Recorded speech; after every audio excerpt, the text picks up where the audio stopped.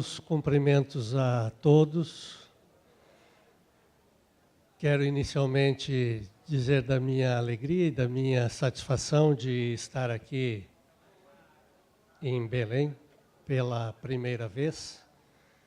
Não tive a oportunidade de vir em outras ocasiões, embora já tivesse sido convidado, diante de conflitos com outros compromissos.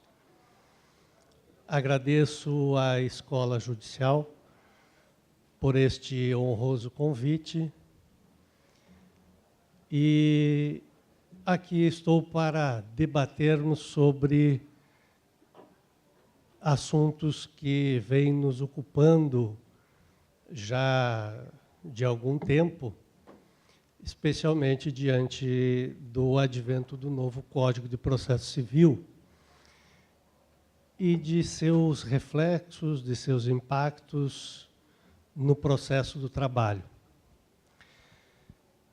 Antes de mais nada,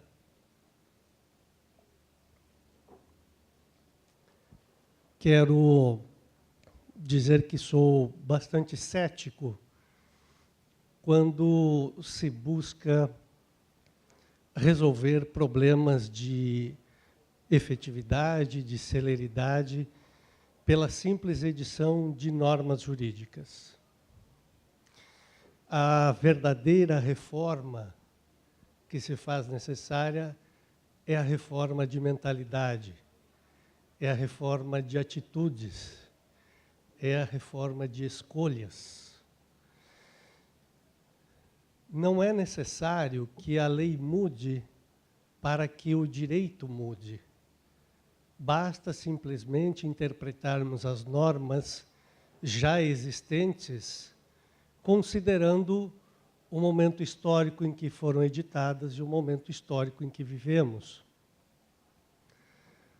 Notem, por exemplo, que a Constituição americana, que tem mais de 500 anos, desde o seu início, estabelece o princípio da igualdade de todos.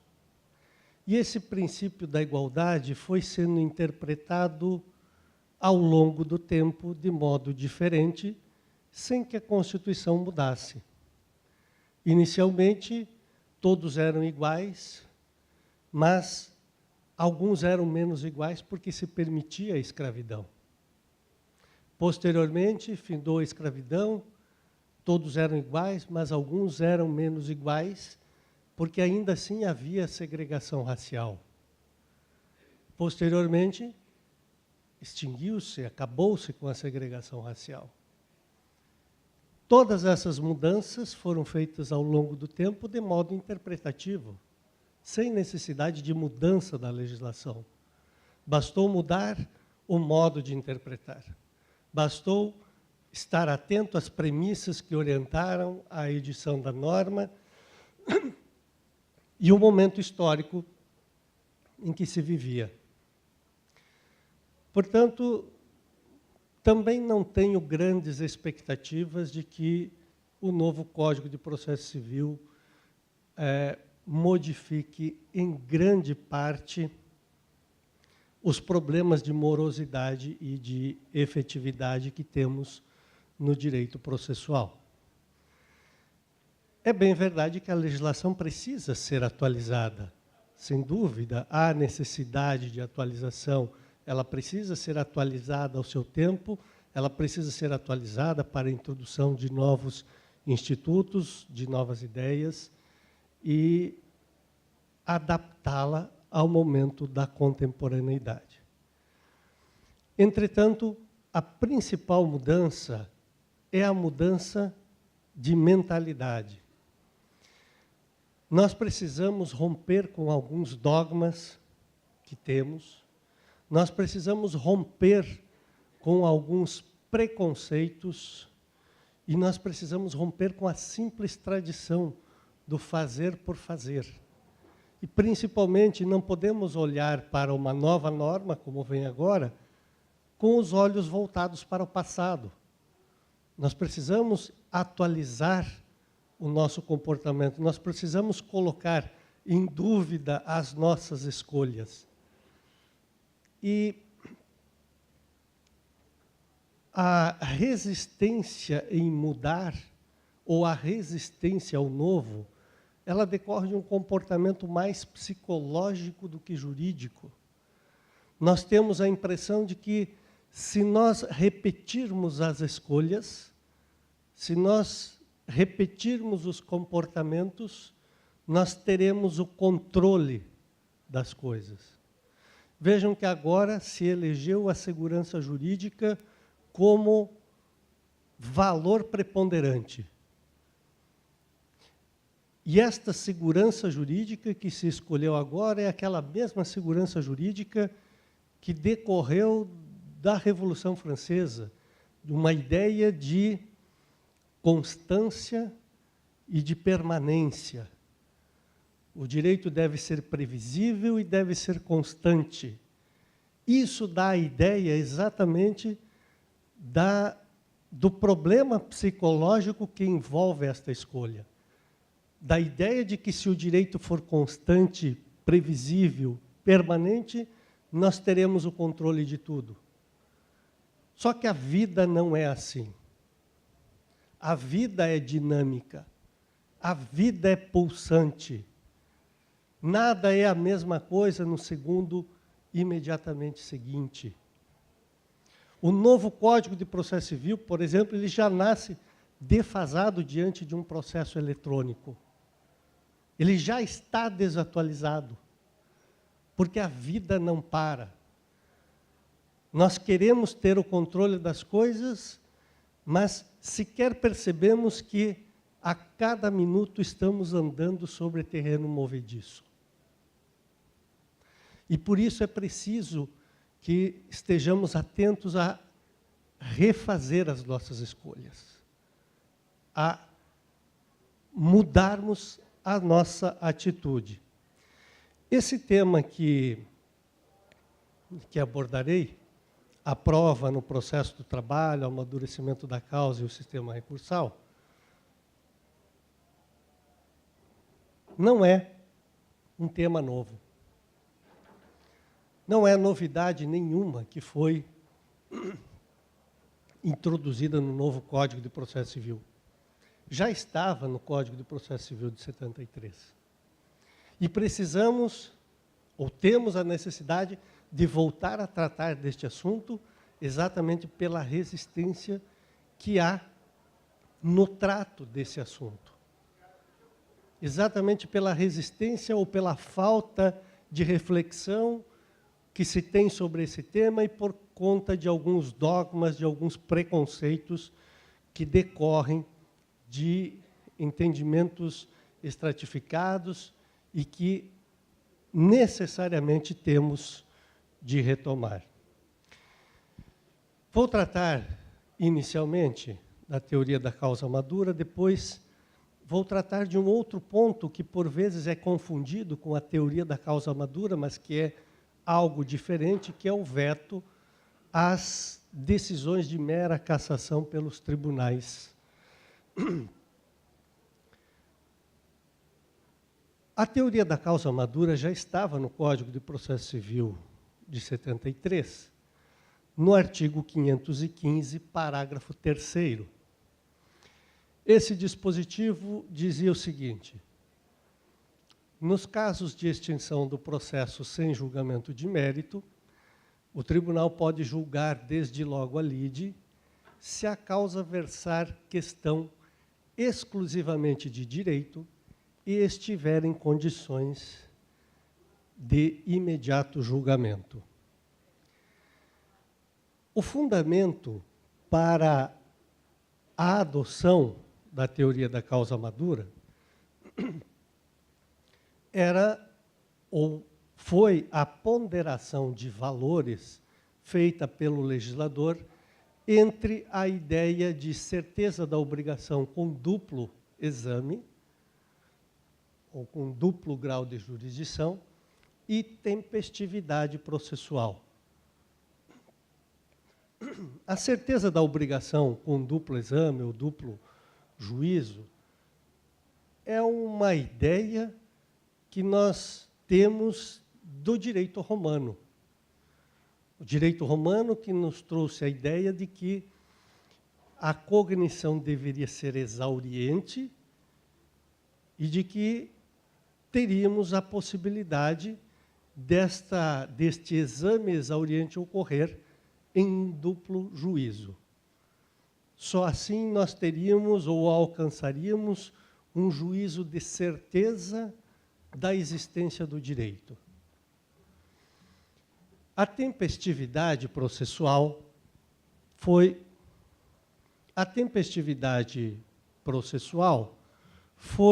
um valor agregado recentemente ao direito processual. Na verdade, já era um valor que decorria do princípio da inafastabilidade da jurisdição, mas que foi reforçado para ser destacado na Constituição Federal, pela Emenda Constitucional número 45, que tratou dessa tempestividade processual com o nome de razoável duração do processo. O processo deve ter uma duração que não seja exagerada, que não acarrete o chamado dano marginal. O professor Delore mencionou anteriormente aqui vários países europeus mudando seus códigos de processo e não fizeram isso à toa. Fizeram isso porque sofrem severas condenações de indenização por danos morais pela excessiva demora na duração dos processos. A Itália é um dos países que sofre mais condenações por conta disso. E aí mudou o seu código, Espanha mudou, Portugal mudou, França atualizou, todos eles estão se mexendo. Inglaterra adotou um código escrito, um código de processo escrito. Então, o legislador, fazendo esse juízo de ponderação, entendeu que, atualmente, o valor tempestividade é mais importante. O valor certeza da obrigação com duplo exame cede espaço, então, para a tempestividade. E, por isso, se estabeleceu, então, ou se introduziu no Código de Processo Civil, a teoria da causa madura. Os requisitos no Código de 73 para a aplicação da teoria da causa madura eram a extinção do processo sem resolução de mérito. Então, para que houvesse a aplicação da teoria da causa madura, para que o tribunal julgasse, embora não julgado no primeiro grau o pedido, era preciso que o processo tivesse sido extinto sem resolução de mérito, e era preciso que a demanda ou a discussão da demanda e necessariamente do recurso fosse exclusivamente de direito e que o processo estivesse em condições de imediato julgamento. Se permitiu, então, vejam, aqui se quebrou com um dogma, permitindo-se o salto de grau de jurisdição. Permitiu-se a supressão de um grau de instância. Vejam que isso foi permitido expressamente, quebrando com o dogma de que não se pode suprimir um grau de jurisdição. Porque esta escolha foi feita pelo legislador. Entre o duplo exame e a tempestividade, ele disse, o valor tempestividade, agora, neste momento histórico, é mais importante. Então, ele prevalece sobre o duplo exame da causa ou da demanda. Mas surgiram várias discussões. Esse salto de grau de jurisdição, efetivamente, como objetivo, o valor, e é isso que é importante termos em mente, uma norma sempre protege um valor, ainda que seja um valor meramente técnico.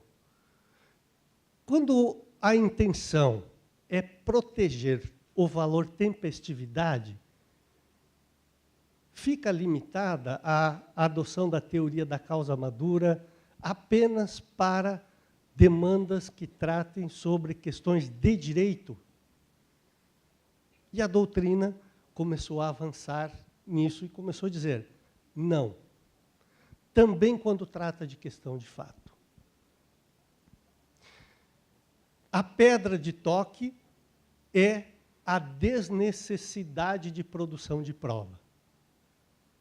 Desde que não haja necessidade de produção de prova, tanto faz se a matéria é de direito ou de fato. O tribunal poderá suprimir um grau de jurisdição. Dinamarca foi um dos pioneiros nesse ponto. Ele dizia o seguinte, entenda-se a locução, se a causa versar exclusivamente questão de direito, foi posta no novo parágrafo com o objetivo único de impedir o salto de grau jurisdicional quando, havendo questão de fato, ainda não hajam sido produzidas todas as provas admissíveis no caso. Ela deve, portanto, ser lida ao avesso. Assim, se não houver questão de fato, ainda dependente de prova. Questões de fato ainda dependentes de prova. A jurisprudência também acompanhou nesse sentido. Outras discussões que surgiram em relação a esse artigo 515, parágrafo 3º. E se o processo tiver sido extinto com resolução de mérito? Como, por exemplo, num caso de relação de emprego em que o juiz da vara do trabalho não reconheceu a relação de emprego, portanto, não julgou os pedidos de horas extras, adicionais de transferência e todas as outras matérias fáticas. E se o juiz, no primeiro grau, tiver declarado a prescrição, o tribunal, ao dizer que há vínculo de emprego, pode ou deve avançar sobre os demais pedidos, julgar os demais pedidos, ou deve devolver a vara do trabalho para julgar? Se ele disser que não há prescrição, ele pode julgar todos os pedidos formulados ou ele deve devolver ao primeiro grau? Se nós fizermos uma pesquisa na jurisprudência, nós vamos ver que a maioria dos tribunais regionais do trabalho faziam a devolução, quando deveriam julgar. E faziam a devolução por quê? Por causa do dogma do veto à supressão de instância. Só que o veto à supressão de instância foi rompido no 515, parágrafo 3º. Expressamente se admitiu este salto de grau de jurisdição. Vejam, por exemplo, que o Tribunal Superior do Trabalho já havia se manifestado sobre isso. Estas decisões são de 2016, mas são decisões que citam precedentes que já são mais antigos. Aqui, ó, uma decisão, estando o processo pronto para o julgamento, sem necessidade de dilação probatória ou prática de qualquer diligência, não há efetivamente utilidade no retorno dos autos à vara do trabalho, tratando aqui de prescrição. O Tribunal Regional do Trabalho reformou a sentença que declarou a prescrição total. Outra aqui, ó, o parágrafo 3º do artigo 515 consagrou a teoria da causa madura, que possibilita o julgamento do mérito pelo tribunal, sempre que a questão seja de direito ou, se de fato e de direito, a causa estiver preparada para este fim. O aludido preceito visa evitar o retorno dos autos ao juízo de primeiro grau, nas hipóteses em que a prolação de nova sentença implicaria apenas o prolongamento desnecessário da duração do processo. Ao reformar a sentença de improcedência e reconhecer a existência de relação de empregos, o Tribunal Regional do Trabalho, no julgamento de recurso ordinário, pode perfeitamente apreciar desde logo os pedidos daí decorrente, inclusive verbas resilitórias. Então, a jurisprudência, ao menos do TST, já havia firmado o entendimento de que a causa poderia ter sido extinta sem resolução de mérito ou com julgamento de mérito, o tribunal poderia suprimir o grau de jurisdição. Poderia ser em matéria de direito e poderia ser em matéria de fato, desde que não houvesse necessidade de provas. A outra discussão que havia, trata-se a aplicação da teoria da causa madura de uma faculdade do juiz ou uma faculdade do tribunal, uma vez que o artigo 515, no parágrafo 3º, ele dizia: o tribunal pode julgar desde logo. Este verbo, poder, que foi utilizado, pode julgar, significa que é uma faculdade do tribunal? Sempre que interpretamos ou queremos interpretar algum dispositivo legal, nós não podemos nos descuidar da doutrina de base. Nós não podemos fazer interpretações isoladas. O legislador, ele utiliza com muita frequência esse verbo poder. E, quando ele utiliza esse verbo poder em relação ao judiciário, não é incomum vozes se levantarem dizendo que trata-se, então, de uma faculdade. Mas basta fazermos um pequeno retrocesso para a doutrina de base. A teoria geral é sempre importante em qualquer disciplina que formos estudar, e pegarmos o conceito de processo tendo em conta a relação jurídica processual. O que é a relação jurídica processual? Nós poderíamos, num conceito bastante simples, dizer que o processo é a relação jurídica processual que faz emergir para os sujeitos do processo situações ativas e passivas que autorizam a prática de atos processuais. Bom, mas, diante desse conceito, quais são as situações jurídicas ativas e passivas que surgem para as partes? E quais são as situações jurídicas ativas e passivas que surgem para o juiz? Uma vez que o processo é isso, faz emergir estas situações jurídicas ativas e passivas para os sujeitos do processo. As situações jurídicas ativas que surgem para as partes são os poderes e as faculdades. As situações passivas que surgem para as partes são os deveres e os ônus. E para o juiz? Só surge uma situação ativa, poder. Só surge uma situação passiva, dever. Juiz não tem faculdade. Só por anomalia do sistema, em algumas situações muito excepcionais, é que há faculdade para o juiz. O juiz não tem faculdade. Faculdade está no campo da discricionariedade, está no campo do direito, do poder discricionário. E o poder discricionário está dentro, ou ele está orientado pela conveniência e oportunidade. Então, o tribunal não pode dizer, por exemplo, não, o que foi extinto sem... Vamos tomar a literalidade do texto, né?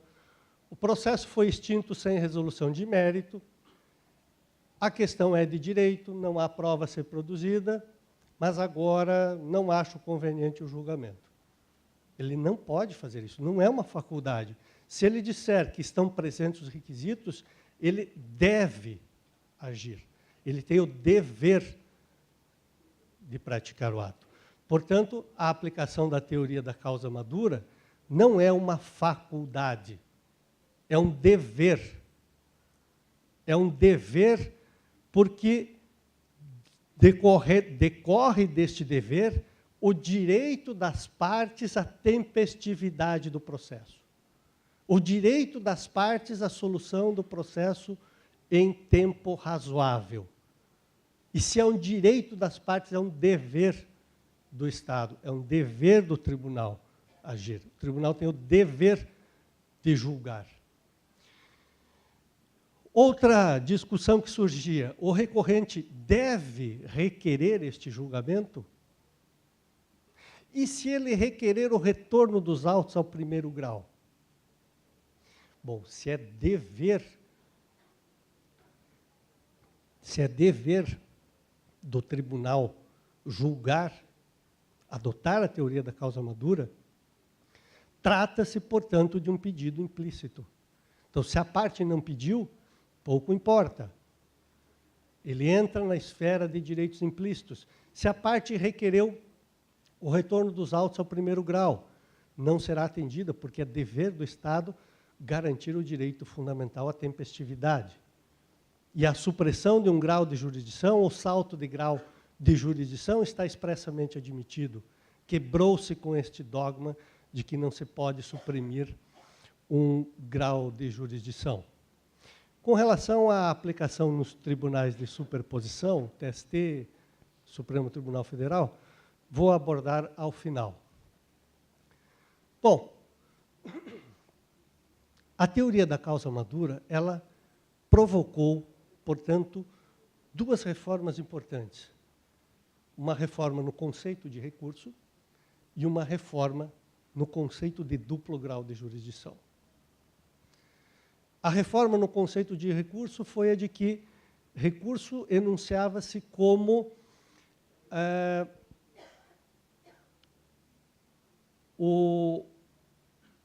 enunciava-se como tendo como finalidades a reforma ou a anulação de uma decisão.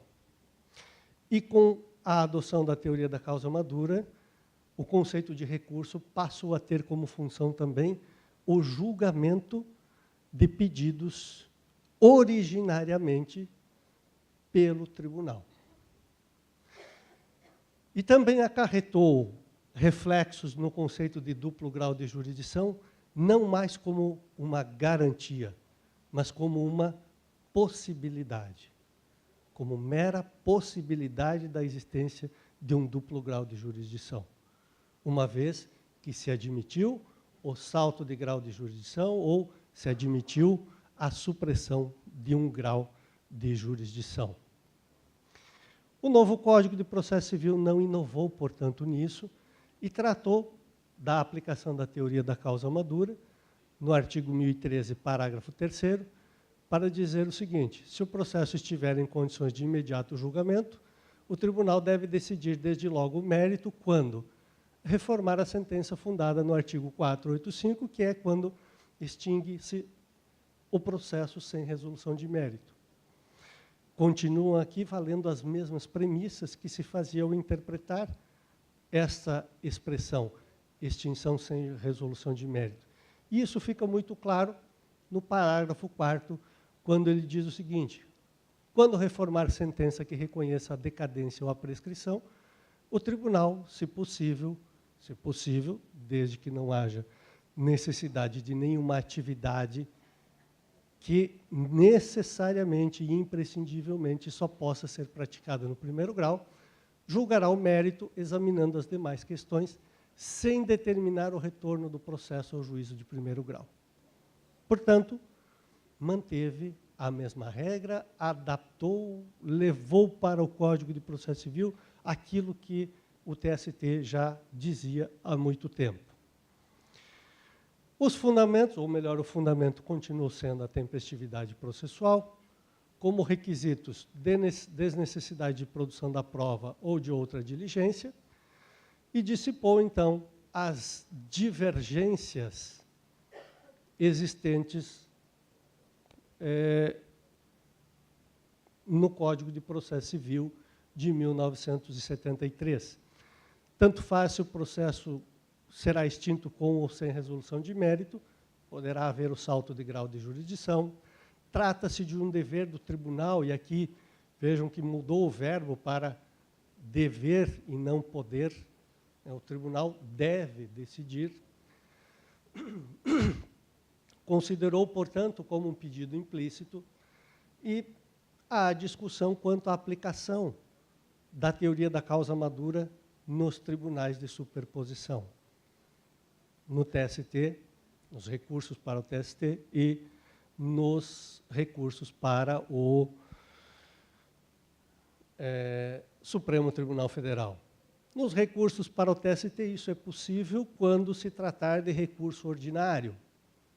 Portanto, nas demandas julgadas originariamente pelos tribunais, como ação rescisória, o recurso cabível para o TST é o recurso ordinário, e aí será possível.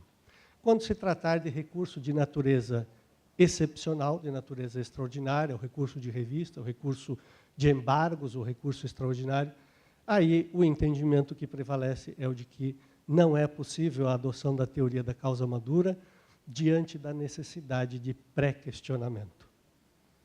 Então, a falta de pré-questionamento inviabiliza a possibilidade da adoção da teoria da causa madura nos tribunais de superposição. Além da teoria da causa madura, o novo Código de Processo Civil, e aqui ele avançou bastante, ele estabeleceu o veto às decisões de mera cassação pelos tribunais. As decisões de mera cassação são aquelas decisões que reformam a sentença, devolvem ao juiz de primeiro grau, anulam a sentença, devolvem às varas do trabalho. Isso foi vetado pelo novo Código de Processo Civil. Só vai retornar para a vara do trabalho se for imprescindível, se for ato que não possa ser praticado no tribunal ou pelo tribunal. E esse veto, ele vem, na verdade, explicitando o que já estava no Código de Processo Civil anterior, no artigo 515, parágrafo 4º, e que pouquíssimos tribunais faziam uso dele. E pouquíssimos tribunais faziam uso dele exatamente por conta da falta de reflexão, da falta de atenção, da falta de mudança de atitude e de comportamento de que falei inicialmente. Veja que o parágrafo 4º já dizia: constatando a ocorrência de nulidade sanável, o tribunal poderá determinar a realização ou renovação do ato processual, intimando-se as partes. Cumprida a diligência, sempre que possível, prosseguirá o julgamento da apelação. Como poucos tribunais davam atenção a esse dispositivo, o novo Código de Processo Civil foi mais incisivo. No artigo 1013, no parágrafo 3º, ele diz o seguinte: se o processo estiver em condições de imediato julgamento, o tribunal deve, não é faculdade, embora o vocábulo aqui, o verbo dever aqui, não seja só por isso significativo deste dever. O dever decorre exatamente das situações que decorrem da relação jurídica processual para o juiz. O tribunal deve decidir desde logo o mérito quando decretar a nulidade da sentença por não ser ela congruente com os limites do pedido ou da causa de pedir. Esse inciso até que já era observado na jurisprudência. Os tribunais já faziam uso disso há muito tempo. Quando a sentença não é congruente com os limites do pedido, ela julga ultra petitum ou extra petitum. Se ela julgar ultra petitum, concede mais do que aquilo que foi pedido, simplesmente os tribunais já faziam isso, e agora está expresso aqui no artigo 1013, corta-se o excesso.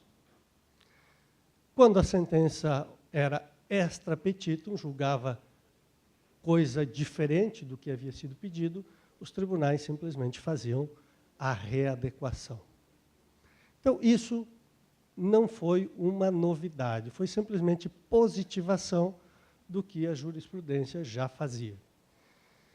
As novidades vêm a partir do inciso 3º.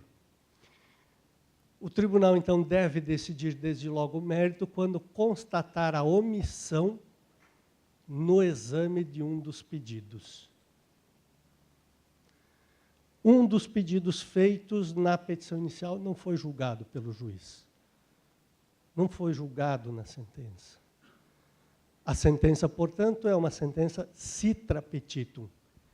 E aqui vinha o antigo dogma do duplo grau de jurisdição. O tribunal não pode julgar originariamente, porque haveria, então, supressão de instância. Bom, esta supressão de instância agora está expressamente autorizada. O salto do grau de jurisdição está expressamente admitido. O juiz deixou de julgar o pedido de pagamento de adicional de transferência. O tribunal irá julgar. Houve omissão, o tribunal irá julgar. A discussão que se estabelece aqui é a seguinte, e a discussão que já vem sendo travada por alguns juristas é a seguinte: bom, o tribunal pode julgar, mas é imprescindível para que ele julgue que a parte tenha se utilizado antes dos embargos de declaração, já que houve omissão. O juiz não julgou a adicional de transferência. A parte, então, tem que provocar por embargo de declaração e somente continuando omissa a sentença é que o tribunal poderá julgar, ou, desde logo, o juiz não julgou, a parte pode interpor o recurso ordinário e o tribunal vai julgar. Essa é uma discussão ainda aberta. Essa é uma discussão que se mantém ainda aberta. Entretanto, se nós tivermos como ideia, ou se nós tivermos, atenção, a ideia de que o veto às decisões de mera cassação tem como fundamento, ou como premissa, a tempestividade do processo, a razoável duração do processo, não hesitaremos em dizer que não há necessidade dos embargos de declaração. Que a parte pode provocar imediatamente o tribunal para julgar o pedido não apreciado no primeiro grau. Exatamente porque a razoável duração do processo, a tempestividade, é a premissa de base, e porque o salto de grau de jurisdição está expressamente autorizado. Entretanto, isso ainda será objeto, evidentemente, de discussão, tanto doutrinária quanto jurisprudencial, até que alcance a sua pacificação nos tribunais superiores. A outra hipótese mencionada no artigo 1013 é a seguinte: o tribunal deve decidir desde logo o mérito quando decretar a nulidade de sentença por falta de fundamentação. Se a sentença está deficiente, se ela não tem fundamentação adequada, o tribunal poderá anular, mas não vai devolver, não vai remeter de volta ao juízo de primeiro grau. Ele anulará por falta de fundamentação e, portanto, avançará, irá decidir.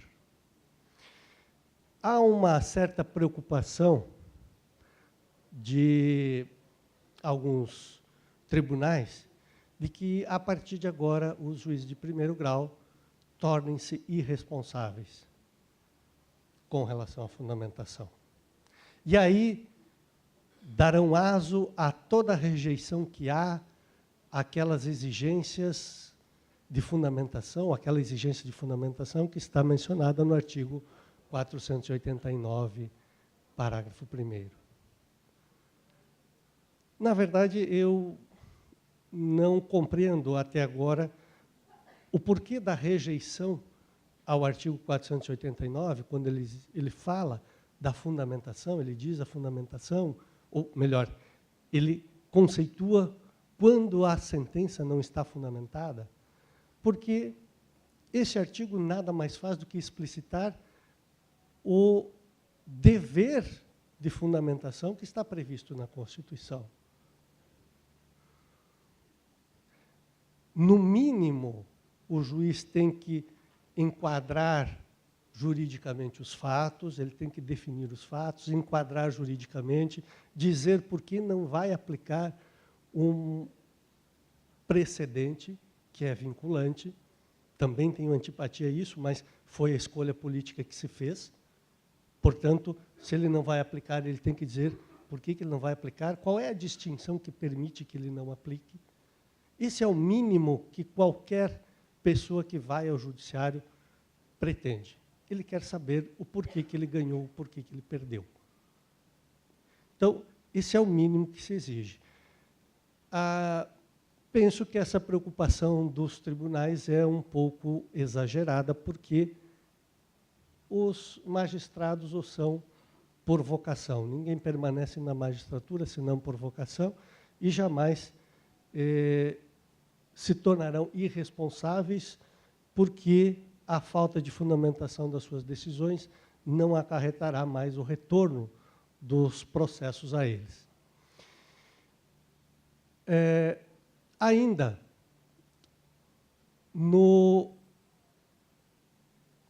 na ideia de veto, de mero veto de cassação, aliás, da exigência que se estabeleceu no novo Código de Processo Civil, de que o tribunal avance no julgamento do mérito, estabeleceu também deveres que estão prescritos no artigo 938. O artigo 938 diz o seguinte: constatada a ocorrência de vício sanável, e aqui está reproduzindo e complementando aquilo que estava no artigo 515, parágrafo 4º, do CPC de 73, constatada a ocorrência de vício sanável, inclusive aquele que possa ser conhecido de ofício, o relator determinará a realização ou a renovação do ato processual no tribunal ou em primeiro grau de jurisdição, intimadas as partes.